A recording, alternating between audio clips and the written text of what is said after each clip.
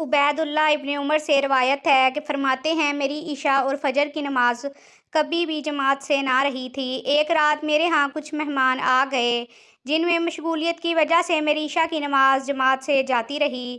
چنانچہ میں نکلا کہ شاید عشاء کی نماز کی جماعت بصرہ کی کسی مسجد میں مل جائے، لیکن تمام لوگ نماز پڑھ کر فارغ ہو چکے تھے اور مساجد بند ہو چکی تھیں۔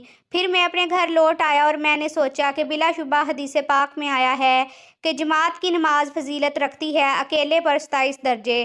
تو میں نے عشاء کی نماز کو 27 مرتبہ پڑھا اور خواب میں کیا دیکھتا ہوں کہ میں ایک ایسی جماعت کے ساتھ ہوں جو گھوڑوں پر سوار ہے اور ہم مقابلہ کرتے ہیں ایک دوسرے سے، اور میں بہت ہانکتا ہوں اپنے گھوڑے کو لیکن وہ نہیں مل سکتا ان کو۔ پھر ان میں سے کسی ایک نے کہا نہ تھکا تو اپنے گھوڑے کو کیونکہ نہیں مل سکے گا تو ہم کو۔ میں نے کہا کیا وجہ ہے؟ اس نے کہا اس لیے کہ ہم نے عشاء کی نماز جماعت سے پڑھی اور تو نے نہیں، اس لیے تو ہم سے نہیں مل سکے گا۔ ویڈیو کو لائک کریں، چینل کو سبسکرائب کریں، شکریہ۔